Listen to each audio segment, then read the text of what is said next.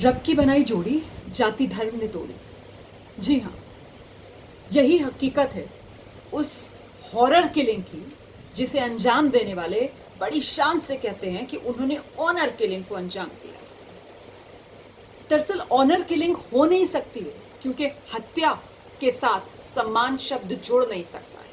इसीलिए मैं इसे ऑनर नहीं हॉरर किलिंग कह रही हूँ, जो 21वीं सदी में साल 2021 में राजधानी दिल्ली में देखने के लिए मिली है। जी, दिल्ली का द्वारका इलाका, जहां पर एक जोड़े पर इसलिए गोलियां बरसा दी गई क्योंकि उन्होंने अपनी मर्जी से परिवार की मर्जी के खिलाफ जाकर शादी की थी।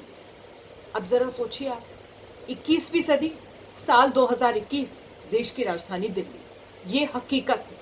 यहां जोड़ी रब ने बनाई, लेकिन धर्म और जाति के नाम पर उस जोड़ी को तोड़ दिया गया। तोड़ने वाले कौन?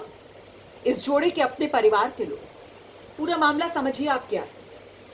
विनय दहिया और किरण दहिया दोनों हरियाणा के सोनीपत के रहने वाले। पिछले साल 2020 में दोनों ने शादी की। दिक्कत ये थी कि दोनों एक ही गांव के थे, दोनों का गोत्र एक था, दोनों ने लव मैरिज की, प्रेम विवाह किया।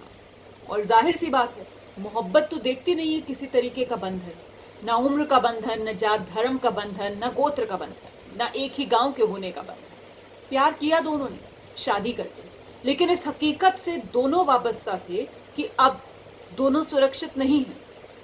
इसीलिए इनकी तरफ से कोर्ट का दरवाजा खटखटाया गया, अदालत से गुहार लगाई गई कि साहब हमें सुरक्षा दी जाए क्योंकि हमें जान का खतरा है। अदालत ने मामले को देखा और जो स्थानीय पुलिस है उसको ये निर्देश दिया कि आप इस मामले को देखिए, असेस कीजिए किस तरीके का खतरा इन लोगों को और इन्हें सुरक्षा दी जाए। पुलिस का ये कहना है कि उन्होंने दोनों पक्षों को समझा बुझा दिया था। पुलिस निश्चिंत थी कि दोनों पक्षों को समझा बुझा दिया गया है, लेकिन आखिरकार वो हो गया जिसका इनको डर था। निशाने पर ये दोनों थे और गोलियां ताबड़तोड़ इन दोनों पर बरसा दी गई, जिसमें विनय दहिया की जान चली गई। महज 23-24 साल की उम्र विनय दहिया की। कल रात उसकी जान ले ली गई। हॉरर किलिंग का शिकार बनाया विनय दहिया। पत्नी उसकी किरण दहिया, उसे भी गोली लगी, वो भी अस्पताल में भर्ती। जरा सोचिए आप, ये किस तरीके का समाज है, ये किस तरीके के लोग हैं जो अपने ही लोगों की जान लेने के लिए आमादा हैं, उतारू हैं, झूठी शान के नाम पर। ये कैसी शान है? क्या इसे शान कहा जा सकता है जो अपने ही लोगों की बलि लेती है? ये 21वीं सदी के हिंदुस्तान का सच कैसे हो सकता है कि यहाँ लोगों की जिंदगी ली जा रही है झूठे सम्मान के नाम पर? ये सम्मान तो बिल्कुल नहीं हो सकता है। और सवाल बड़ा इसलिए हो जाता है कि कानून है, बावजूद इसके इस तरीके की हत्याएं रुकने का नाम नहीं ले रही हैं। बदलाव के लिए जरूरी है इस तरीके के मुद्दों पर व्यापक चर्चा हो।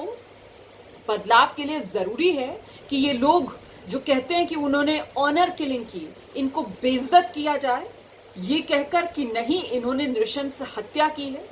इनके क्राइम को किसी भी तरीके से ग्लोरीफाई ना करके एहसास कराया जाना चाहिए कि इससे घटिया कोई काम हो नहीं सकता है जो इन लोगों की तरफ से किया गया है, क्योंकि किसी की जान लेने का अधिकार आपको हो नहीं सकता।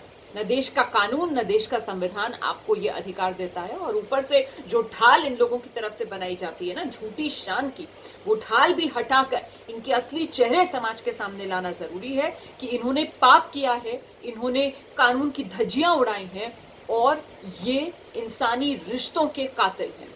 इसीलिए इस मुद्दे पर चर्चा करना जरूरी था। फिलहाल पुलिस अपनी कार्रवाई को अंजाम देगी, लेकिन देखना यह होगा कि किस तरीके से अदालतें इस मामले में फैसले सुनाएं जिससे एक मिसाल, एक नजीर बने और समाज में एक बड़ा संदेश जाए। नमस्ते।